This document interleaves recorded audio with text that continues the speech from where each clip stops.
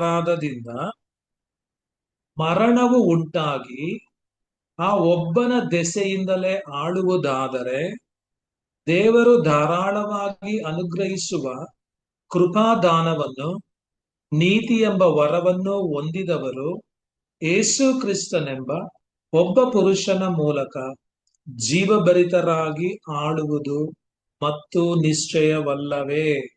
So ಇವೆಲ್ಲ ಕೂಡ ಬಹಳ ಸೀರಿಯಸ್ ಆಗಿರ್ತಕ್ಕಂಥ ಫೌಂಡೇಶನಲ್ ಸತ್ಯ ಆಗಿರೋದ್ರಿಂದ ದಯಮಾಡಿ ನೀವು ಗಮನ ಕೊಡ್ಬೇಕಾಗಿ ನಾನು ನಿಮ್ಮಲ್ಲಿ ಕೇಳ್ಕೊಳ್ತೇನೆ.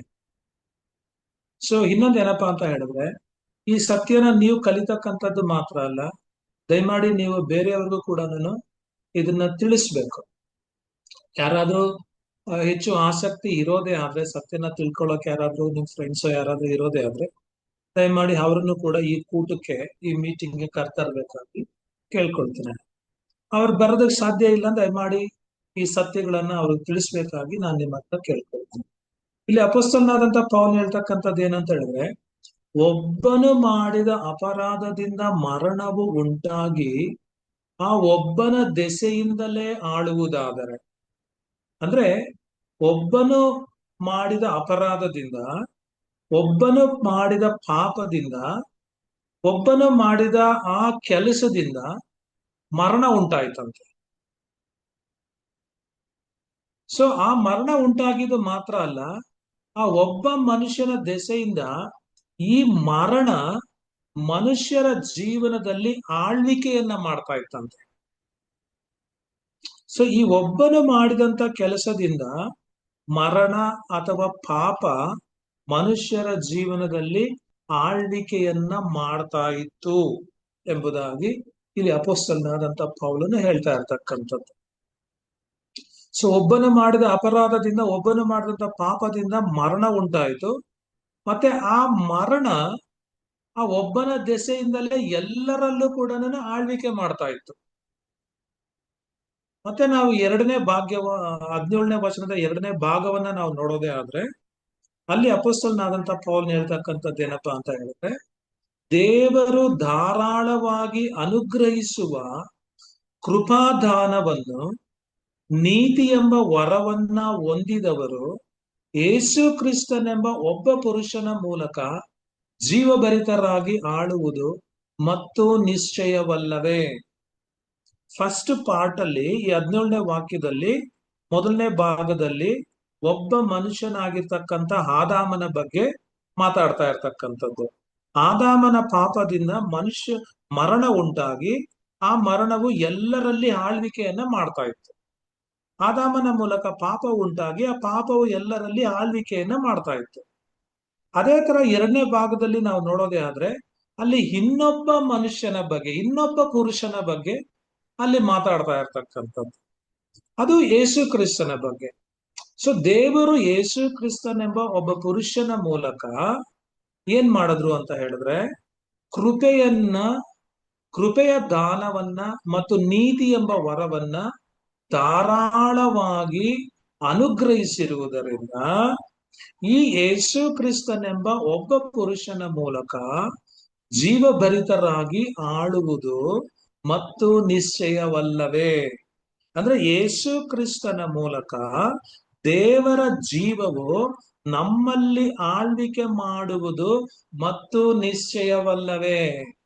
ಆದಾಮನ ಮೂಲಕ ಒಬ್ಬ ಮನುಷ್ಯನ ಮಾಡಿದಂತ ಪಾಪದ ಮೂಲಕ ಮರಣವು ಎಲ್ಲರಲ್ಲಿ ಆಳ್ವಿಕೆ ಮಾಡೋದೇ ಆದ್ರೆ, ಯೇಸು ಕ್ರಿಸ್ತನೆಂಬ ಒಬ್ಬ ಪುರುಷನು ಮಾಡಿದ ಕೆಲಸದ ಮೂಲಕ ಎಲ್ಲರಲ್ಲೂ ಕೂಡ ದೇವರ ಜೀವವು ಆಳ್ವಿಕೆ ಮಾಡುವುದು ಮತ್ತು ನಿಶ್ಚಯವಲ್ಲವೇ, ಗ್ಯಾರಂಟಿ ಅಲ್ಲವೇ.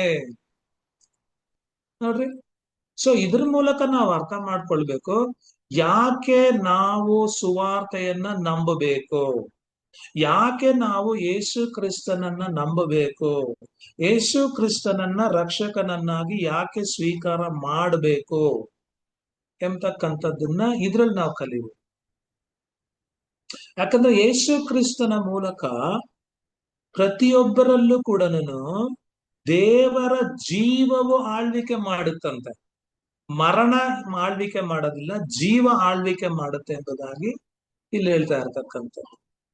ಸೊ ನಾವೆಲ್ಲರೂ ಕೂಡ ಆದಾಮನ ಸಂತತಿಯವರಾಗಿರೋದ್ರಿಂದ, ಆದಾಮನ ಮಗನು ಆದಾಮನ ಮಗಳಾಗಿರೋದ್ರಿಂದ, ಸೊ ಆಟೋಮೆಟಿಕ್ ಆಗಿ ಆದಾಮನ ಮಾಡಿದಂತ ಒಂದೇ ಒಂದು ಕೆಲಸದ ಮೂಲಕ ಮರಣವು ನನ್ನಲ್ಲಿ ಆಳ್ವಿಕೆ ಮಾಡ್ತಾ ಇತ್ತು, ಮರಣವು ನಿಮ್ಮಲ್ಲಿ ಕೂಡ ಆಳ್ವಿಕೆ ಮಾಡ್ತಾ ಇತ್ತು. ಸೊ ಪಾಪವು ನನ್ನಲ್ಲಿ ಆಳ್ವಿಕೆ ಮಾಡ್ತಾ ಇತ್ತು, ಪಾಪವು ನಿಮ್ಮಲ್ಲೂ ಕೂಡ ಆಳ್ವಿಕೆ ಮಾಡ್ತಾ ಇತ್ತು. ಇವತ್ತು ಮನುಷ್ಯರಲ್ಲಿ, ಲೋಕದಲ್ಲಿ ಪಾಪ ಮರಣ ಆಳ್ವಿಕೆ ಮಾಡ್ತಾ ಇದೆ ಕೆಲವರಲ್ಲಿ. ಅಂದ್ರೆ ಮರಣವು ಯಜಮಾನನಾಗಿ ನಮ್ಮ ಜೀವನದಲ್ಲಿ ಆಳ್ವಿಕೆ ಮಾಡ್ತಾ ಇತ್ತು. ಸೊ ಇದು ಆತ್ಮೀಕವಾದಂತ ಮರಣವನ್ನ ಸೂಚಿಸುತ್ತೆ. ಒಂದು ಅಂಶವನ್ನ, ಒಂದು ಸತ್ಯವನ್ನ ನಾವು ಅರ್ಥ ಮಾಡ್ಕೊಳ್ಬೇಕು. ಏನಪ್ಪಾ ಅಂತ ಹೇಳಿದ್ರೆ, ಪಾಪ ಮಾಡುವಂತ ಪ್ರತಿಯೊಬ್ಬರಿಗೂ ಬರುವಂತದ್ದು ಮೊದಲು ಆತ್ಮೀಕ ಮರಣ.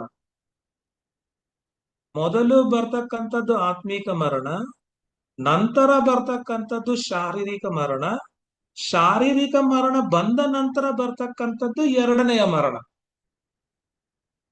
ಸೊ ಅದು ಬೈಬಲ್ ಬಹಳ ಸ್ಪಷ್ಟವಾಗಿ ಹೇಳಿರ್ತಕ್ಕಂಥದ್ದು. ಯಾಕೆಂತ ಹೇಳಿದ್ರೆ, ಪಾಪವು ಕೊಡುವ ಸಂಬಳ ಮರಣ. ಸೊ ಯಾರೆಲ್ಲ ಪಾಪ ಮಾಡ್ತಾರೋ ಅವರು ಇಮಿಡಿಯೇಟ್ ಆಗಿ ಆತ್ಮೀಕವಾಗಿ ಸತ್ತೋಗ್ತಾರೆ. ಅವರ ಆತ್ಮಕ್ಕೆ ಮರಣ ಉಂಟಾಗುತ್ತೆ, ಅವರ ಆತ್ಮಕ್ಕೆ ಮರಣದ ರೋಗ ಹಿಡಿಯುತ್ತೆ.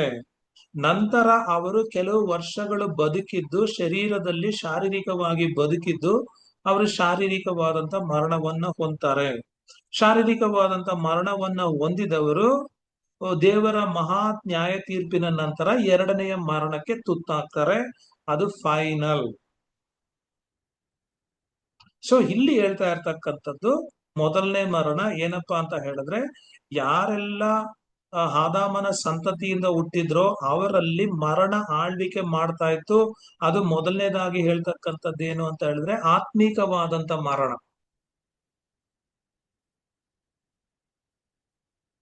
ಸೊ ಪಾಪವು ಯಾರಲ್ಲಿ ಒಬ್ಬ ಯಜಮಾನನಾಗಿ ಆಳ್ವಿಕೆ ಮಾಡುತ್ತೋ ಅವರಲ್ಲಿ ಮರಣವು ಕೂಡ ಆಳ್ವಿಕೆ ಮಾಡುತ್ತೆ. ಸೊ ಆದಾಮನಿಂದ ಆತನಿಗೆ ಸಿಕ್ಕಿದಂತ ಬಳುವಳಿ, ಆತನ ಮಕ್ಕಳಿಗೆ, ಆತನ ಸಂತತಿಗೆ ಸಿಕ್ಕಿದಂತ ಬಳುವಳಿ ಯಾವ್ದಪ್ಪ ಅಂತ ಹೇಳಿದ್ರೆ ಇದೇನೆ, ಮರಣದ ಆಳ್ವಿಕೆ, ಪಾಪದ ಆಳ್ವಿಕೆ. ಸೊ ಯೇಸು ಕ್ರಿಸ್ತನು ಭೂಲೋಕಕ್ಕೆ ಬರಬೇಕಾದ್ರೆ ಈ ವಾಕ್ಯದಲ್ಲಿ ನಾವು ನೋಡ್ಬೇಕು. 17ನೇ ವಾಕ್ಯದ 2ನೇ ಭಾಗದಲ್ಲಿ ಏನು ಅಂತ ಹೇಳಿದ್ರೆ, ದೇವರು ಧಾರಾಳವಾಗಿ ಅನುಗ್ರಹಿಸುವ ಕೃಪಾದಾನವನ್ನು, ನೀತಿ ಎಂಬ ವರವನ್ನು ಹೊಂದಿದವರು ಯೇಸು ಕ್ರಿಸ್ತನೆಂಬ ಒಬ್ಬ ಪುರುಷನ ಮೂಲಕ ಜೀವಭರಿತರಾಗಿ ಆಳುವುದು ಮತ್ತು ನಿಶ್ಚಯವಲ್ಲವೇ. ಯೇಸು ಕ್ರಿಸ್ತನು ಭೂಲೋಕಕ್ಕೆ ಬರಬೇಕಾದ್ರೆ ತನ್ನೊಟ್ಟಿಗೆ ಕೃಪೆಯನ್ನ, ಸತ್ಯವನ್ನ ತೆಗೆದುಕೊಂಡು ಬಂದ್ರು.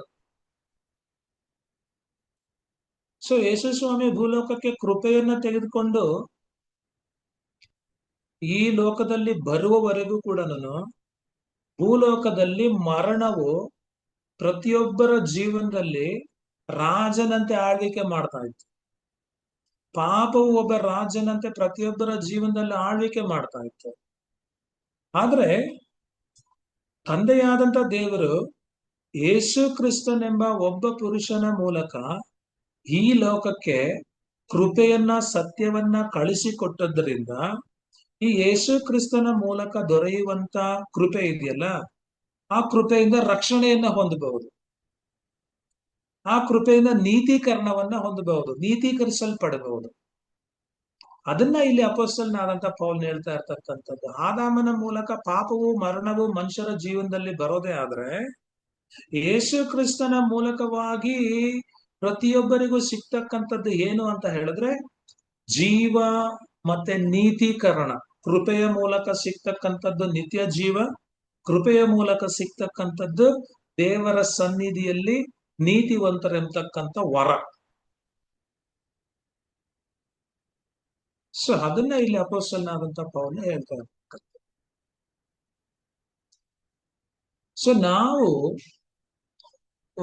ಮುಂದೆ ಮುಂದೆ ನಾವು ಈ ರೋಮಾಪುರದವರೆಗೆ ಬರೆದ ಪತ್ರಿಕೆಯ ವಾಕ್ಯಗಳನ್ನ ಧ್ಯಾನ ಮಾಡುವಾಗ ಈ ನೀತಿಯು, ಅಂದ್ರೆ ಯೇಸು ಕ್ರಿಸ್ತನ ಮೂಲಕ ಯೇಸು ಕ್ರಿಸ್ತನ ಮೂಲಕ ದೊರೆಯುವಂತ ಕೃಪೆಯಿಂದ ದೇವರು ನಮ್ಮನ್ನ ನೀತಿವಂತನನ್ನಾಗಿ ಮಾಡ್ತಾನಲ್ಲ, ಆ ನೀತಿ ಯಾವ ರೀತಿ ನಮ್ಮ ಜೀವನದಲ್ಲಿ, ನಮ್ಮ ಸ್ವಭಾವದಲ್ಲಿ ಅದು ಬೆರೆತುಕೊಳ್ಳುತ್ತೆ, ನಮ್ಮ ಜೀವನದಲ್ಲಿ ಅದು ಒಂದಾಗುತ್ತೆ, ಯಾವ ತರ ಅದು ನಮ್ಮನ್ನ ಇನ್ಫ್ಲೂಯೆನ್ಸ್ ಮಾಡುತ್ತೆ, ಕಾರ್ಯನಿರ್ವಹಿಸುತ್ತೆ ಎಂಬತಕ್ಕಂಥದ್ದನ್ನ ನಾವು ಅದು ಮುಂದೆ ನಾವು ಕಲಿತೀವಿ. ಆದ್ರೆ ಇಲ್ಲಿ ನಾವು ಅರ್ಥ ಮಾಡ್ಕೊಳ್ಬೇಕಾಗಿರ್ತಕ್ಕಂಥದ್ದು ಏನಪ್ಪಾ ಅಂತ ಹೇಳಿದ್ರೆ, ಈಗ ದೇವರ ಸನ್ನಿಧಿಯಲ್ಲಿ ನಾವು ಕೃಪೆಯ ಮೂಲಕ ಹೇಗೆ ನೀತೀಕರಿಸಲ್ಪಟ್ಟೆವು ಎಂಬತಕ್ಕಂಥದ್ದನ್ನ ದಯಮಾಡಿ ತಿಳ್ಕೊಳ್ಬೇಕು. ಇದು ಬಹಳ ಬಹಳ ಇಂಪಾರ್ಟೆಂಟ್ ಆಗಿರ್ತಕ್ಕಂಥ ಸತ್ಯ. ದಯಮಾಡಿ ನೀವು ಇದನ್ನ ಅರ್ಥ ಮಾಡ್ಕೊಂಡಿಲ್ಲ ಅಂತ ಹೇಳಿದ್ರೆ ಸೈತಾನನು ಗ್ಯಾರಂಟಿ ನಿಮ್ಮನ್ನ ಮೋಸ ಮಾಡ್ತಾನೆ. ಏನು ಅಂತ ಹೇಳಿದ್ರೆ ಈ ಸತ್ಯ ನೀವು ಅರ್ಥ ಮಾಡ್ಕೊಳ್ಬೇಕು. ಅದೇನಂತ ಹೇಳಿದ್ರೆ, ನಮ್ಮಲ್ಲಿ ಅಲ್ಪ ಸ್ವಲ್ಪ ಪಾಪವಿದ್ದರೂ ಕೂಡ ದೇವರು ನಮ್ಮನ್ನ ಸ್ವೀಕರಿಸೋದಿಲ್ಲ. ಅಂದ್ರೆ ನಾನು ಇಲ್ಲಿ ಹೇಳ್ತಾ ಇರೋದೇನು ಅಂತ ಹೇಳಿದ್ರೆ, ದೇವರ ಕೃಪೆಯ ವರವಾಗಿರ್ತಕ್ಕಂಥ ನೀತಿ, ಆ ನೀತಿ ಎಂಬತಕ್ಕಂಥ ವರ ಎಷ್ಟು ಪ್ರಾಮುಖ್ಯತೆ ಇದೆ, ಆ ನೀತಿಯಿಂದ ದೇವರು ನಮ್ಮನ್ನ ಏನ್ ಮಾಡ್ಬೇಕೆಂಬುದಾಗಿದ್ದಾನೆ, ಆ ನೀತಿ ಇಲ್ಲದೆ ಹೋದ್ರೆ ಏನಾಗುತ್ತೆ ಎಂಬತಕ್ಕಂಥದ್ದನ್ನ ನಾನು ನಿಮ್ಗೆ ಹೇಳೋದಕ್ಕೆ ಆಸೆ ಪಡ್ತಾ ಇರ್ತೇನೆ.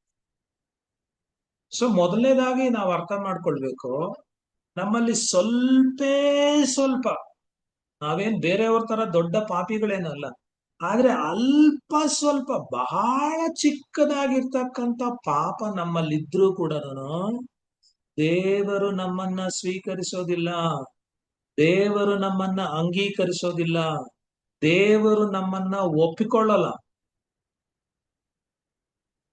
ಒಂದ್ ವೇಳೆ ನಾವು ನಮ್ಮ ಎಲ್ಲಾ ಪಾಪಗಳನ್ನ ಒಪ್ಪಿಕೊಂಡು ಅರಿಕೆ ಮಾಡಿದ್ರು ಕೂಡ, ನಿಮ್ಮ ಎಲ್ಲಾ ಪಾಪಗಳನ್ನ ದೇವರ ಬಳಿಯಲ್ಲಿ ಒಪ್ಪಿಕೊಂಡ್ರು ಕೂಡ, ನಮ್ಮ ಜೀವನದಲ್ಲಿ ನಮಗೆ ಗೊತ್ತಿಲ್ಲದಂತ, ನಮ್ಮ ಅರಿವಿಗೆ ಬಾರದೆ ಇರ್ತಕ್ಕಂಥ ಎಷ್ಟೋ ಪಾಪಗಳಿರ್ತವೆ. ಆದ್ರಿಂದ ದೇವರು ನನ್ನ ಪಾಪಗಳನ್ನ ಅರಿಕೆ ಮಾಡಿದ್ದೀನಿ, ನನ್ನ ಪಾಪಗಳನ್ನು ಒಪ್ಪಿಕೊಂಡಿದ್ದೀನಿ ಅಂತ ಹೇಳಿದ್ರೆ ದೇವರು ಅಂಗೀಕರಿಸಲ್ಲ. ನಾವು ನಮ್ಮ ಪಾಪಗಳಿಂದ ಸಂಪೂರ್ಣರಾಗಿ ಮುಕ್ತರಾಗಿದ್ರೂ ಕೂಡ ದೇವರು ನಮ್ಮನ್ನ ಅಂಗೀಕರಿಸಲು ಸಾಧ್ಯ ಇಲ್ಲ. ಒಂದ್ ವೇಳೆ ನಾವು ಬೇರೆಯವರಿಗಿಂತ ಒಳ್ಳೆಯವರಾಗಿದ್ದೀವಿ, ನಾವು ಬೇರೆಯವರಿಗಿಂತ ನೀತಿವಂತರಾಗಿದ್ದೀವಿ ಅಂತ ಹೇಳಿ ಏನಾದ್ರೂ ಅಂತ ಒಂದು ತಪ್ಪಭಿಪ್ರಾಯವನ್ನ ಮನಸ್ಸಲ್ಲಿ ಇಟ್ಕೊಂಡಿರೋದೇ ಆದ್ರೆ, ನಾವು ನೀತಿವಂತರಾಗಿದ್ರೂ ಕೂಡ ದೇವರು ನಮ್ಮನ್ನ ಸ್ವೀಕರಿಸೋದಕ್ಕೆ ಸಾಧ್ಯನೇ ಇಲ್ಲ. ಯಾಕೆ ಅಂತ ಹೇಳಿದ್ರೆ, ನಮ್ಮ ಸ್ಟ್ಯಾಂಡರ್ಡ್ಗೂ ದೇವರ ಸ್ಟ್ಯಾಂಡರ್ಡ್ಗೂ ಬಹಳ ಬಹಳ ಬಹಳ ವ್ಯತ್ಯಾಸ ಇದೆ. ದೇವರು ಒಬ್ಬ ಮನುಷ್ಯನನ್ನ ಸ್ವೀಕರಿಸಬಹುದಾದಂತ ಏಕೈಕ ಮಾನದಂಡ ಏನಾದ್ರೂ ಇರೋದೇ ಆದ್ರೆ, ಸೊ ದೇವರು ಒಬ್ಬ ಮನುಷ್ಯನನ್ನ ಅಂಗೀಕರಿಸಬಹುದಾದ ಮಾನದಂಡ ಏನಪ್ಪಾ ಅಂತ ಕೇಳಿದ್ರೆ, ಯೇಸು ಕ್ರಿಸ್ತನ ನೀತಿಯ ಮಾನದಂಡ.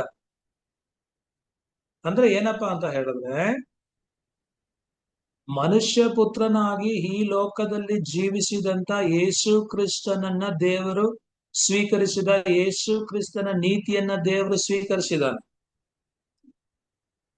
ಸೊ ಬೇರೆ ಯಾವ ಸ್ಟ್ಯಾಂಡರ್ಡ್ ನೀತಿಯನ್ನು ಕೂಡ ದೇವರು ಅಂಗೀಕರಿಸಿಲ್ಲ. ಸೊ ಅದರಿಂದ ಯೇಸು ಕ್ರಿಸ್ತನಲ್ಲಿರುವಂತ ನೀತಿ ನಿನ್ನಲ್ಲಿ ಇರೋದೇ ಆದ್ರೆ ಮಾತ್ರ ದೇವರು ನಿನ್ನನ್ನು ಅಂಗೀಕರಿಸ್ತಾನೆ, ಸ್ವೀಕರಿಸ್ತಾನೆ. ಯೇಸು ಕ್ರಿಸ್ತನಲ್ಲಿರುವಂತ ನೀತಿ ನಿನ್ನಲ್ಲಿ ಇಲ್ಲದೆ ಹೋದರೆ ದೇವರು ಅಂಗೀಕರಿಸೋದು ಇಲ್ಲ, ಸ್ವೀಕರಿಸೋದು ಇಲ್ಲ. ಯಾಕಂತ ಹೇಳಿದ್ರೆ ದೇವರ ಒಂದು ಸ್ಟ್ಯಾಂಡರ್ಡ್, ದೇವರ ಒಂದು ಮಾನದಂಡವನ್ನ ಸಂಪೂರ್ಣವಾಗಿ ಪೂರ್ತೀಕರಿಸ್ತಕ್ಕಂಥದ್ದು, ಆ ಸ್ಟ್ಯಾಂಡರ್ಡ್ಗೆ ಮ್ಯಾಚ್ ಮಾಡ್ತಕ್ಕಂಥದ್ದು, ಆ ಸ್ಟ್ಯಾಂಡರ್ಡ್ ಡಿಮ್ಯಾಂಡ್ ಅನ್ನ ಕಂಪ್ಲೀಟ್ ಮಾಡ್ತಕ್ಕಂಥದ್ದು ಯೇಸು ಕ್ರಿಸ್ತನ ನೀತಿ ಬಿಟ್ರೆ ಬೇರೆ ಯಾವುದು ಇಲ್ಲ. ಇನ್ನೊಂದು ರೀತಿನಲ್ಲಿ ಹೇಳೋದೇ ಆದ್ರೆ, ಯೇಸು ಕ್ರಿಸ್ತನಲ್ಲಿರುವಂತ ನೀತಿ ಇದೆಯಲ್ಲ, ಅದಕ್ಕೆ ಸಮಾನವಾದಂತ ನೀತಿ ನನ್ನಲ್ಲಿ ಇರೋದೇ ಆದ್ರೆ, ನಿಮ್ಮಲ್ಲಿ ಇರೋದೇ ಆದ್ರೆ, ದೇವರು ಸ್ವೀಕಾರ ಮಾಡ್ತಾನೆ, ನನ್ನನ್ನ ಸ್ವೀಕಾರ ಮಾಡ್ತಾನೆ, ನಿಮ್ಮನ್ನು ಕೂಡ ಸ್ವೀಕಾರ ಮಾಡ್ತಾನೆ. ಆದ್ರೆ ಯೇಸು ಕ್ರಿಸ್ತನಷ್ಟು ನೀತಿವಂತರಾಗೋದಕ್ಕೆ ನಮಗೆ ಹೇಗ್ ಸಾಧ್ಯ?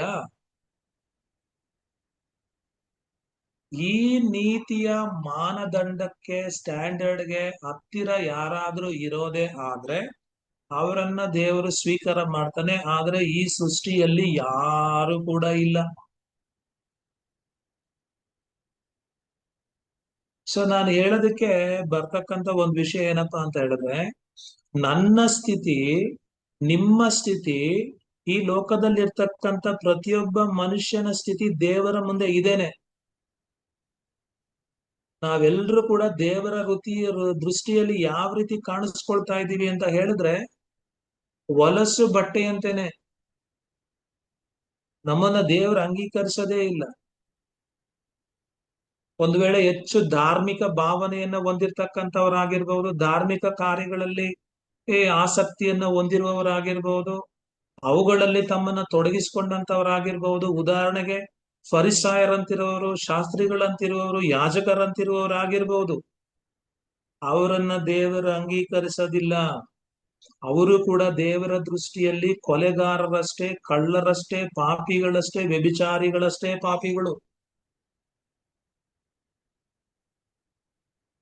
ಅದರಿಂದ ಧಾರ್ಮಿಕವಾದಂತ ಪಾಪಿ ಆಗಿರ್ಬಹುದು, ಅಧಾರ್ಮಿಕವಾದಂತ ಪಾಪಿ ಆಗಿರ್ಬಹುದು, ಯಾರೇ ಆಗಿರ್ಬಹುದು, ಒಬ್ಬ ಮನುಷ್ಯನನ್ನ ದೇವರು ಸ್ವೀಕಾರ ಮಾಡ್ಬೇಕಾದ್ರೆ ಯೇಸು ಕ್ರಿಸ್ತನಲ್ಲಿರುವ ನೀತಿಯನ್ನ ಆ ವ್ಯಕ್ತಿಯಲ್ಲಿ ಹಾಕಬೇಕು, ಅಥವಾ ಯೇಸು ಕ್ರಿಸ್ತನ ನೀತಿ ಎಂಬ ವಸ್ತ್ರವನ್ನ ತೆಗೆದುಕೊಂಡು ಈ ಮನುಷ್ಯನಿಗೆ ಒದಿಸ್ಬೇಕು. ಯೇಸು ಕ್ರಿಸ್ತನು ತನ್ನ ನೀತಿಯಿಂದ ಒಬ್ಬ ಪಾಪಿಯನ್ನ ತುಂಬಿಸ್ಬೇಕು. ಒಳಗಡೆ ಹೊರಗಡೆ ಯೇಸು ಕ್ರಿಸ್ತನ ನೀತಿ ಅವನಲ್ಲಿ ತುಂಬಿಸಲ್ಪಡದು. ಈ ಯೇಸು ಕ್ರಿಸ್ತನಲ್ಲಿರುವ ನೀತಿ ಇದೆಯಲ್ಲ, ಅದನ್ನ ನನ್ನ ಲೆಕ್ಕಕ್ಕೆ, ನಿಮ್ಮ ಲೆಕ್ಕಕ್ಕೆ ಹಾಕೋದೇ ಆದ್ರೆ, ಆ ನೀತಿ ನನ್ನಲ್ಲಿ ವಾಸ ಮಾಡ್ತಾ ಇದ್ರೆ, ಆ ನೀತಿ ನಿಮ್ಮಲ್ಲಿ ವಾಸ ಮಾಡ್ತಾ ಇದ್ರೆ, ಆಗ ದೇವರು ನನ್ನನ್ನ ಸ್ವೀಕಾರ ಮಾಡ್ತಾನೆ, ನಿಮ್ಮನ್ನ ಸ್ವೀಕಾರ ಮಾಡ್ತಾನೆ. ಈ ಯೇಸು ಕ್ರಿಸ್ತನ ನೀತಿ ಇಲ್ಲದೆ ಹೋದ್ರೆ ಯಾರನ್ನು ದೇವರು ಸ್ವೀಕಾರ ಮಾಡಲ್ಲ. ಆ ನೀತಿಯ ಬಗ್ಗೆ ಅಪೊಸ್ತಲನಾದಂತ ಪೌಲನು 17ನೇ ವಾಕ್ಯದಲ್ಲಿ ಹೇಳ್ತಾ ಇರ್ತಕ್ಕಂಥದ್ದು, ದೇವರ ಕೃಪಾದಾನ ಏನು ಅಂತ ಹೇಳಿದ್ರೆ ಅವರನ್ನ ನೀತಿವಂತರನ್ನಾಗಿ ಮಾಡ್ತಕ್ಕಂಥದ್ದು, ಮತ್ತೆ ಅವರನ್ನ ದೇವರ ಜೀವದಿಂದ ತುಂಬಿಸ್ತಕ್ಕಂಥದ್ದು. ಇದು ಕ್ರಿಸ್ತನ ಮೂಲಕ ಸಿಗ್ತಕ್ಕಂಥದ್ದು. ಆದಾಮನ ಮೂಲಕ ಸಿಕ್ಕಿದ್ದು ಮರಣ ಮತ್ತೆ ಪಾಪ.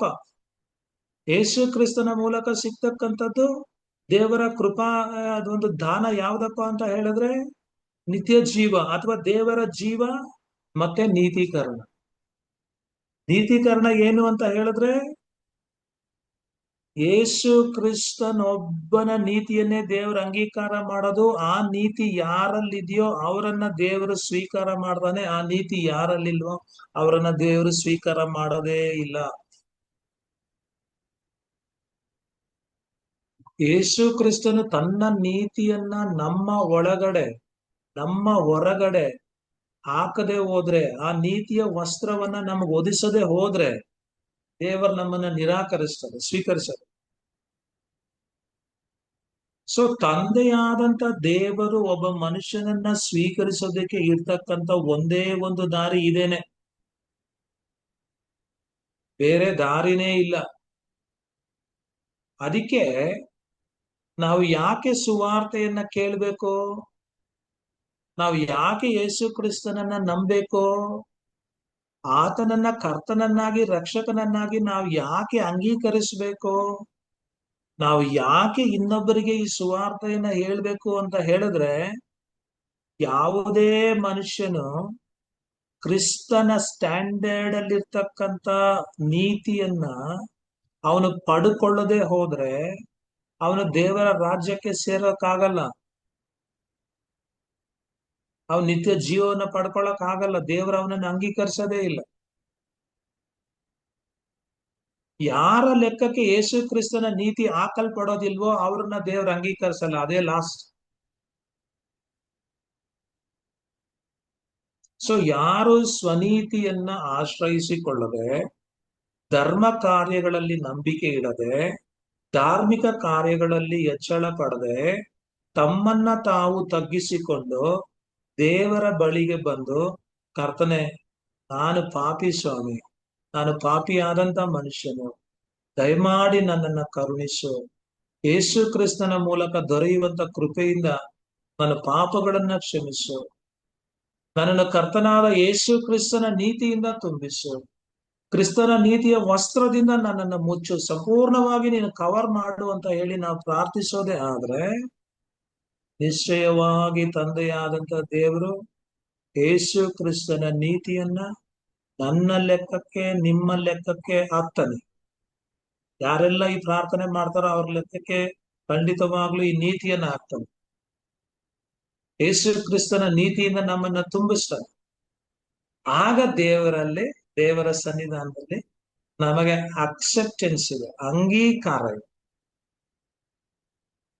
ಸೊ ಅದಕ್ಕೆ 18ನೇ ವಾಕ್ಯವನ್ನ ನಾವು ನೋಡೋದೇ ಆದ್ರೆ, 18ನೇ ವಾಕ್ಯದಲ್ಲಿ ಈಗಿರಲಾಗಿ ಒಂದೇ ಅಪರಾಧದ ಮೂಲಕ ಎಲ್ಲಾ ಮನುಷ್ಯರಿಗೆ ಸಾಯಬೇಕೆಂಬ ನಿರ್ಣಯವು ಹೇಗೆ ಉಂಟಾಯಿತೋ, ಒಂದೇ ಸತ್ಕಾರ್ಯದಿಂದ ಎಲ್ಲಾ ಮನುಷ್ಯರಿಗೆ ನೀತಿವಂತರೆಂಬ ನಿರ್ಣಯವು ಉಂಟಾಗಿ ಜೀವವನ್ನ ಫಲಿಸುತ್ತದೆ ಎಂಬುದಾಗಿ ಇಲ್ಲಿ ಹೇಳ್ತಾರೆ. ಅಂದ್ರೆ ಇಲ್ಲಿ ಮೊದಲನೆಯ ಮನುಷ್ಯನಾದ ಆದಾಮನನ್ನ ಮತ್ತು ಕಡೆಯ ಆದಾಮನಾದಂತ ಯೇಸು ಕ್ರಿಸ್ತನನ್ನ ಕಂಪೇರ್ ಮಾಡ್ತಾ ಇರ್ತಕ್ಕಂಥದ್ದು ಅಪೊಸ್ತಲನಾದಂತ ಪೌಲನು ಇವರಿಬ್ಬರನ್ನ ಕಂಪೇರ್ ಮಾಡಿ ಒಂದು ಸತ್ಯವನ್ನ ನಮಗೆ ತಿಳಿಸೋದಕ್ಕೆ ಅಪೊಸ್ತಲನಾದಂತ ಪೌಲನು ಪ್ರಯತ್ನ ಪಡ್ತಾ ಇರ್ತಕ್ಕಂಥದ್ದನ್ನ ನಾವಿಲ್ಲಿ ನೋಡ್ಬೇಕು. ಏನು ಅಂತ ಹೇಳಿದ್ರೆ, ಏದೇನ್ ತೋಟದಲ್ಲಿ ಆದಾಮನು ಪಾಪ ಮಾಡಿದನು, ದೇವರಿಗೆ ಅವಿಧೇಯತೆಯನ್ನ ತೋರಿಸಿದ. ಆದಾಮನು ಮಾಡಿದಂತ ಈ ಒಂದೇ ಒಂದು ಕೆಲಸದಿಂದ ಅಥವಾ ಈ ಒಂದೇ ಒಂದು ಕೃತ್ಯದಿಂದ ಅವನ ಸಂತತಿಯವರೆಲ್ಲರ ಮೇಲೆ ಒಂದು ಶಿಕ್ಷೆ ಅಥವಾ ಮರಣದಂಡನೆ ಅಥವಾ ಪಾಪದ ಆಳ್ವಿಕೆ ಬರ್ಬೇಕಾಗಿ ಬಂತು. ಅವರೆಲ್ಲರೂ ಮರಣಕ್ಕೊಳಗಾದ್ರು, ಮರಣದ ಆಳ್ವಿಕೆಗೊಳಗಾದ್ರು, ಪಾಪದ ಆಳ್ವಿಕೆಗೊಳಗಾದ್ರು. ಅದಕ್ಕೆ ಕಾರಣ ಏನು ಅಂತ ಹೇಳಿದ್ರೆ, ಆದಾಮನ ಒಂದೇ ಒಂದು ಕೃತ್ಯ ಇದೆಯಲ್ಲ, ಅದೆಲ್ಲ ಇಷ್ಟೆಲ್ಲ ಪ್ರಾಬ್ಲಮ್ಸ್ ಅವನ ಸಂತತಿಯವರ ಮೇಲೆ ಬರುವಂತೆ ಮಾಡಿತು. ಇದು ಒಂದು. ಅದೇ ರೀತಿ ಯೆರೂಸಲೇಮಿನ ಕಲ್ವಾರಿ ಗುಡ್ಡದ ಮೇಲೆ ಶಿಲುಬೆಯಲ್ಲಿ ಯೇಸು ಕ್ರಿಸ್ತನ ಮಾಡಿದಂತ ಒಂದು ಕೆಲಸವನ್ನ ಅಪೊಸ್ತಲನಾದಂತ ಪೌಲನು ವಿವರಿಸ್ತಾ ಇರ್ತಕ್ಕಂಥ. ಯೇಸು ಕ್ರಿಸ್ತನ ಮಾಡಿದಂತ ಕೃತ್ಯದ ಮೂಲಕ, ಯೇಸು ಕ್ರಿಸ್ತನ ಮಾಡಿದಂತ ಕೆಲಸದ ಮೂಲಕ ನಂಬುವಂತ ಸಕಲ ಮನುಷ್ಯರಿಗೂ ದೊರೆಯುವಂತದ್ದು ಏನು? ಯೇಸು ಕ್ರಿಸ್ತನು ಸಕಲ ಮನುಷ್ಯರ ಪಾಪಗಳಿಗಾಗಿ ತಾನು ಶಿಲುಬೆಯಲ್ಲಿ ಸತ್ತನು. ಆ ಒಂದೇ ಒಂದು ಕೆಲಸದಿಂದ ನಂಬುವಂತ ಎಲ್ಲರಿಗೂ ಕೂಡ ರಕ್ಷಣೆ ದೊರೆಯುವಂತದ್ದಾಗಿದೆ, ನೀತೀಕರಣ ದೊರೆಯುವಂತದ್ದಾಗಿದೆ, ನಿತ್ಯ ಜೀವ ದೊರೆಯುವಂತದ್ದಾಗಿದೆ. ನೋಡ್ರಿ, ಆದಾಮನ ಸಂತತಿಯಿಂದ ಆಟೋಮೆಟಿಕ್ ಆಗಿ ಎಲ್ಲರೂ ಕೂಡ ಪಾಪಿಗಳಾದ್ರು, ಎಲ್ಲರಲ್ಲೂ ಮರಣ ಆಳ್ವಿಕೆ ಆಯ್ತು ಒಬ್ಬ ಮನುಷ್ಯನಿಂದ. ಅದೇ ರೀತಿ ದೇವರು ಒಬ್ಬ ಮನುಷ್ಯನಾದಂತ ಯೇಸು ಕ್ರಿಸ್ತನ ಮೂಲಕ ಈ ಜನರ ಮುಂದೆ ಇನ್ನೊಂದು ದಾರಿಯನ್ನ ತೆರೆದಿಟ್ಟಿದ್ದಾನೆ. ಏನು ಅಂತ ಹೇಳಿದ್ರೆ, ಯಾರೆಲ್ಲ ಆದಾಮನ ಮೂಲಕ ಹುಟ್ಟಿ ಪಾಪಿಗಳಾದ್ರೋ, ಅದೇ ರೀತಿ ಯಾರೆಲ್ಲ ಯೇಸು ಕ್ರಿಸ್ತನನ್ನ ನಂಬ್ತಾರೋ, ಸೊ ಅವರಲ್ಲಿ ಉಂಟಾಗ್ತಕ್ಕಂಥ ಬದಲಾವಣೆಯನ್ನ ಇಲ್ಲಿ ಹೇಳ್ತಾರೆ. ಸೊ ಯಾರೆಲ್ಲ ಯೇಸು ಕ್ರಿಸ್ತನಲ್ಲಿ ಹುಟ್ಟುತ್ತಾರೆ ಅವರಿಗೆ ಸಿಗ್ತಕ್ಕಂಥದ್ದು ಏನು? ಇಲ್ಲಿ ದೇವ್ರು ಯಾರನ್ನು ಬಲವಂತ ಮಾಡೋದಿಲ್ಲ. ಆತನ ನನ್ನನ್ನಾಗ್ಲಿ ನಿಮ್ಮನ್ನಾಗ್ಲಿ ಈ ಲೋಕದಲ್ಲಿ ಇರ್ತಕ್ಕಂಥ ಯಾರನ್ನೇ ಆಗ್ಲಿ, ಸೊ ನನ್ನನ್ನ ನೀವು ದೇವರನ್ನಾಗಿ ಕರ್ತನನ್ನಾಗಿ ಸ್ವೀಕಾರ ಮಾಡ್ಬೇಕು ಅಂತ ಹೇಳಿ ಯಾರನ್ನು ಬಲವಂತ ಮಾಡೋದಿಲ್ಲ. ಅಥವಾ ಯೇಸು ಕ್ರಿಸ್ತನನ್ನು ನಿಮ್ಮ ಜೀವನದಲ್ಲಿ ನೀವು ಸ್ವೀಕಾರ ಮಾಡ್ಬೇಕು ಅಂತ ಹೇಳಿ ದೇವರು ಯಾರನ್ನು ಬಲವಂತ ಮಾಡೋದಿಲ್ಲ. ಯೇಸು ಕ್ರಿಸ್ತನ ಮೂಲಕ ಸಿಗ್ತಕ್ಕಂತ ರಕ್ಷಣೆಯನ್ನ, ನೀತೀಕರಣವನ್ನ, ನಿತ್ಯ ಜೀವವನ್ನ ನೀವು ಹೊಂದ್ಕೊಳ್ಬೇಕು ಅಂತ ಹೇಳಿ ದೇವರು ಯಾರಿಗೂ ಕೂಡ ಬಲವಂತ ಮಾಡೋದಿಲ್ಲ. ಆದ್ರೆ ಅವ್ರಿಗೆ ಇಷ್ಟ ಇರೋದೇ ಆದ್ರೆ ಅವರು ಅದನ್ನ ಪಡ್ಕೊಳ್ಬಹುದು. ಸೊ ಅದಕ್ಕೆ ಒಂದು ಅವಕಾಶವನ್ನ ದೇವರು ಕೊಟ್ಟಿದ್ದಾನೆ. ಸೊ ಇಲ್ಲಿ ಒಂದು ವಿಷಯ ನಾವು ತಿಳ್ಕೊಳ್ಬೇಕಾಗಿರ್ತಕ್ಕಂಥದ್ದು ಏನಪ್ಪಾ ಅಂತ ಹೇಳಿದ್ರೆ, ಸೊ ನಾವು ಯಾವ ರೀತಿ ಆದಾಮನ ಸಂತತಿಯಲ್ಲಿ ಹುಟ್ಟಿದಿರೋ, ಸೊ ಅದೇ ರೀತಿ ನಾವು ಇಲ್ಲಿ ಕ್ರಿಸ್ತನ ಸಂತತಿಯಲ್ಲಿ ಕೂಡ ಹುಟ್ಟಬೇಕು. ಸೊ ನಾವು ಆದಾಮನ ಮಕ್ಕಳಾದಂತೆ ಕ್ರಿಸ್ತನ ಮುಖಾಂತರ ನಾವು ದೇವರಿಗೆ ಮಕ್ಕಳಾಗ್ಬೇಕು. ಸೊ ಅದು ಇಲ್ಲಿ ಹೇಳ್ತಾ ಇರ್ತಕ್ಕಂಥ ಆದಾಮನ ಸಂತತಿಯವರಿಗೆ ಸಿಗ್ತಕ್ಕಂಥದ್ದು ಮರಣ ಮತ್ತೆ ಪಾಪದ ಆಳ್ವಿಕೆ. ಯೇಸು ಕ್ರಿಸ್ತನ ಸಂತತಿಯಲ್ಲಿ ಹುಟ್ಟುವವರಿಗೆ ಸಿಗುವಂಥದ್ದು ರಕ್ಷಣೆ, ನೀತೀಕರಣ, ನಿತ್ಯ ಜೀವ. ಯಾವ್ದು ಬೇಕೋ ನೀವೇ ಸ್ವೀಕಾರ ಮಾಡ್ರಿ, ನಾನು ಬಲವಂತ ಮಾಡಲ್ಲ ಅಂತ ಹೇಳಿ ದೇವರಲ್ಲಿ ಹೇಳ್ತಾ ಇರ್ತಾರೆ. ಸೊ ನಾವು 19ರಿಂದ 21ನೇ ವಚನದವರೆಗೆ ಇರ್ತಕ್ಕಂಥ ವಾಕ್ಯಗಳನ್ನ ನಾವು ನೋಡೋದೇ ಆದ್ರೆ, ಒಬ್ಬನ ಅವಿಧೇಯತ್ವದಿಂದ ಎಲ್ಲರೂ ಹೇಗೆ ಪಾಪಿಗಳಾದರೋ ಹಾಗೆಯೇ ಒಬ್ಬನ ವಿಧೇಯತ್ವದಿಂದ ಎಲ್ಲರೂ ನೀತಿವಂತರಾಗುವರು. ಅಪರಾಧಗಳು ಹೆಚ್ಚಾಗಿ ಕಂಡುಬರುವ ಹಾಗೆ ಧರ್ಮಶಾಸ್ತ್ರವು ಮಧ್ಯೆ ಬಂತು, ಆದರೆ ಪಾಪವು ಹೆಚ್ಚಿದಲ್ಲೇ ಕೃಪೆಯು ಎಷ್ಟೋ ಹೆಚ್ಚಾಗಿ ಪ್ರಬಲವಾಯಿತು. ಹೀಗೆ ಪಾಪವು ಮರಣವನ್ನ ಉಂಟು ಮಾಡುತ್ತಾ ಅಧಿಕಾರವನ್ನ ನಡೆಸಿದ ಹಾಗೆಯೇ ದೇವರು ಕೃಪೆಯು ನಮ್ಮ ಕರ್ತನಾದ ಯೇಸು ಕ್ರಿಸ್ತನ ಮೂಲಕ ನೀತಿಯನ್ನ ಕೊಟ್ಟು ನಿತ್ಯ ಜೀವವನ್ನ ಉಂಟು ಮಾಡುತ್ತಾ ಅಧಿಕಾರವನ್ನ ನಡೆಸುತ್ತದೆ ಎಂಬುದಾಗಿ ಇಲ್ಲಿ ಹೇಳ್ತಾರೆ. ಅಂದ್ರೆ 19ನೇ ವಾಕ್ಯದಲ್ಲಿ ಹೇಳ್ತಕ್ಕಂಥದ್ದೇನು ಅಂತ ಹೇಳಿದ್ರೆ, ಆದಾಮ ಒಬ್ಬನ ಅವಿಧೇಯತ್ವದಿಂದ ಎಲ್ಲರೂ ಹೇಗೆ ಪಾಪಿಗಳಾದರೋ ಹಾಗೆಯೇ ಒಬ್ಬನ ವಿಧೇಯತ್ವದಿಂದ ಎಲ್ಲರೂ ನೀತಿವಂತರಾಗುವರು. ಅಂದ್ರೆ ಇಲ್ಲಿ ನಾವು ಗಮನಿಸ್ಬೇಕಾಗಿರ್ತಕ್ಕಂಥದ್ದು ಏನಪ್ಪಾ ಅಂತ ಹೇಳಿ, ಆದಾಮನ ಅವಿಧೇಯತೆಯ ಮೂಲಕ ಏನೆಲ್ಲ ಪ್ರಾಬ್ಲಮ್ಸ್ ಉಂಟಾಯ್ತೋ, ಸೊ ಅದನ್ನೆಲ್ಲ ನಾವು ನೋಡಿದೀವಿ, ಆ ಪ್ರಾಬ್ಲಮ್ಸ್ ಏನೇನು ಅಂತ ಹೇಳಿ. ಅದೇ ರೀತಿ ಒಬ್ಬನ ವಿಧೇಯತೆಯ ಮೂಲಕ, ಯೇಸು ಕ್ರಿಸ್ತನ ವಿಧೇಯತೆಯ ಮೂಲಕ ಏನೆಲ್ಲ ಆಶೀರ್ವಾದಗಳು ನಂಬುವಂತವರಿಗೆ ಸಿಕ್ತು ಎಂಬತಕ್ಕಂಥದ್ದನ್ನು ಕೂಡ ನಾವು ನೋಡಬಹುದು. ಅಂದ್ರೆ ಪಾಪಿಗಳಾಗಿರುವಂತವರು ನೀತಿವಂತರಾಗ್ಬೇಕಾದ್ರೆ ಏನ್ ಮಾಡ್ಬೇಕು ಎಂಬತಕ್ಕಂಥದ್ದನ್ನ ಈ ವಾಕ್ಯ ಬಹಳ ಸ್ಪಷ್ಟವಾಗಿ ತಿಳಿಸುತ್ತೆ. ಒಬ್ಬನ ಅವಿಧೇಯತ್ವದಿಂದ ಎಲ್ಲರೂ ಹೇಗೆ ಪಾಪಿಗಳಾದರೋ ಹಾಗೆಯೇ ಒಬ್ಬನ ವಿಧೇಯತ್ವದಿಂದ ಎಲ್ಲರೂ ನೀತಿವಂತರಾಗುವರು ಎಂಬುದ. ಅಂದ್ರೆ ಪಾಪಿಗಳಾಗಿರುವವರು ನೀತಿವಂತರಾಗ್ಬೇಕಾದ್ರೆ ಏನ್ ಮಾಡ್ಬೇಕು? ಆದಾಮನ ಸಂತತಿಯಲ್ಲಿ ಹುಟ್ಟಿದವರೆಲ್ಲರೂ ಕೂಡ ಪಾಪಿಗಳು. ಆದ್ರೆ ಯಾರೆಲ್ಲ ಕ್ರಿಸ್ತನ ಸಂತತಿಯಲ್ಲಿ ಹುಟ್ಟುತ್ತಾರೋ ಅವರೆಲ್ಲ ನೀತಿವಂತರ. ಸೊ ಪಾಪಿಗಳು ನೀತಿವಂತರಾಗಬೇಕಾದ್ರೆ ಕ್ರಿಸ್ತನ ಸಂತತಿಯವರಾಗಬೇಕು. ಸೊ ಕ್ರಿಸ್ತನ ಸಂತತಿಯವರಾಗಬೇಕಾದ್ರೆ ಹೊಸ ಸೃಷ್ಟಿ ಬೇಕು. ಅಲ್ಲಿಗೆ ಬೈಬಲ್ ಹೇಳ್ತಕ್ಕಂಥದ್ದು, ಯಾರಾದ್ರೂ ಕ್ರಿಸ್ತನಲ್ಲಿ ಇರುವುದಾದ್ರೆ ಅವರು ಹೊಸ ಸೃಷ್ಟಿ, ಅವರು ಹೊಸ ಸಂತತಿಗೆ ಸಂಬಂಧಪಟ್ಟವರು, ಹಳೆಯ ಸಂತತಿಗೆ ಸಂಬಂಧಪಟ್ಟವರಲ್ಲ. ಯಾರೆಲ್ಲ ಹಳೆಯ ಸಂತತಿಗೆ ಅಥವಾ ಆದಾಮನ ಸಂತತಿಗೆ ಒಳಪಟ್ಟಿರ್ತಾರೋ, ಸಂಬಂಧಪಟ್ಟಿರ್ತಾರೋ, ಅವರಲ್ಲಿ ಯಾವಾಗಲೂ ಈ ಮರಣ ಮತ್ತೆ ಪಾಪ ಆಳ್ವಿಕೆ ಮಾಡ್ತಾ ಇರುತ್ತೆ. ಆದ್ರೆ ಯಾರೆಲ್ಲ ಈ ಕ್ರಿಸ್ತನ ಸಂತತಿಗೆ ಅಥವಾ ಈ ಹೊಸ ಸೃಷ್ಟಿಗೆ ಸಂಬಂಧಪಟ್ಟಿರ್ತಾರೋ ಅವರಲ್ಲಿ ಯಾವಾಗಲೂ ದೇವರ ಜೀವವು ಆಳ್ವಿಕೆ ನಡೆಸುತ್ತೆ. ಇದು ಬಹಳ ಬಹಳ ಬಹಳ ಮುಖ್ಯ. ಸೊ ಅನೇಕ ಕ್ರೈಸ್ತರಲ್ಲಿ ಯೇಸು ಸ್ವಾಮಿನ ನಂಬಿದ್ದೀನಿ ಅಂತ ಹೇಳಿದ್ರು, ಅವರಲ್ಲಿ ಮರಣದ ಆಳ್ವಿಕೆ ಇದೆ, ಅವರಲ್ಲಿ ಪಾಪದ ಆಳ್ವಿಕೆ ಇದೆ. ಯಾಕೆ ಅಂತ ಹೇಳಿದ್ರೆ ಅವರು ಇದುವರೆಗೂ ಕೂಡ ಯಾವ ರೀತಿ ನಾವು ಕ್ರಿಸ್ತನ ಸಂತತಿಯವರಾಗಿ ಜೀವಿಸಬೇಕು ಎಂತಕ್ಕಂಥದ್ದನ್ನ ಸರಿಯಾದ ರೀತಿಯಲ್ಲಿ ಅರ್ಥ ಮಾಡಿಕೊಂಡಿಲ್ಲ. ಅದು ಪ್ರಾಬ್ಲಮ್. ಸೊ ಇದು ಬಹಳ ಫಂಡಮೆಂಟಲ್ ಆಗಿರ್ತಕ್ಕಂಥ, ಬೇಸಿಕ್ ಆಗಿರ್ತಕ್ಕಂಥ, ಇಂಪಾರ್ಟೆಂಟ್ ಆಗಿರ್ತಕ್ಕಂಥ ಸತ್ಯ ಇದು. ಸೊ ಇದ್ರಲ್ಲಿ ನಾವು ಸರಿಯಾದಂತ ಫೌಂಡೇಶನ್ ಅನ್ನ ಹಾಕೊಂಡಿಲ್ಲ ಅಂತ ಹೇಳಿದ್ರೆ, ಈ ಸತ್ಯದ ಮೇಲೆ ನಾವು ಮನೆ ಕಟ್ಟೋದಕ್ಕೆ ಶುರು ಮಾಡಿಲ್ಲ ಅಂತ ಹೇಳಿದ್ರೆ, ನಾವು ಹಾಕಿರ್ತಕ್ಕಂಥ ಫೌಂಡೇಶನ್ ತಪ್ಪು. ಅದ್ರ ಮೇಲೆ ಯಾರಾದ್ರೂ ಮನೆ ಕಟ್ಟೋದೇ ಆದ್ರೆ ಅದು ಬಿದ್ದೋಗುತ್ತೆ. ಸೊ ಅದರಿಂದ ನಾನು ಇದು 20ನೇ ವಾಕ್ಯದಿಂದ ನಾವು ನೋಡೋದೇ ಆದ್ರೆ ಅದು ಧರ್ಮಶಾಸ್ತ್ರದ ಬಗ್ಗೆ ಮತ್ತೆ ಪಾಪದ ಬಗ್ಗೆ ಅದು ಮಾತಾಡುತ್ತೆ. ಸೊ ಅದನ್ನ ಶುರು ಮಾಡಿದ್ರೆ ಅದು ಲೇಟ್ ಆಗುತ್ತೆ. ಸೊ ಅದರಿಂದ ನಾನು ಇವತ್ತಿಗೆ ಇಲ್ಲಿ ನಿಲ್ಲಿಸ್ತಾ ಇದ್ದೀನಿ.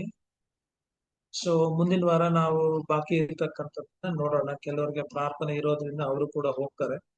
ಇವಾಗ ನಾವು ಅದು ಶುರು ಮಾಡಿದ್ರೆ ಅವ್ರಿಗೂ ನಷ್ಟ ಆಗುತ್ತೆ. ಸೊ ಈಗ ನಿಮ್ಗೇನಾದ್ರೂ ಕ್ವಶನ್ಸ್ ಅಥವಾ ಪ್ರಶ್ನೆಗಳಿರೋದೇ ಆದ್ರೆ, ಡೌಟ್ಸ್ ಇರೋದೇ ಆದ್ರೆ, ನಾನು ಹೇಳಿದ್ದು ಯಾರಿಗಾದ್ರೂ ಅರ್ಥ ಆಗಿ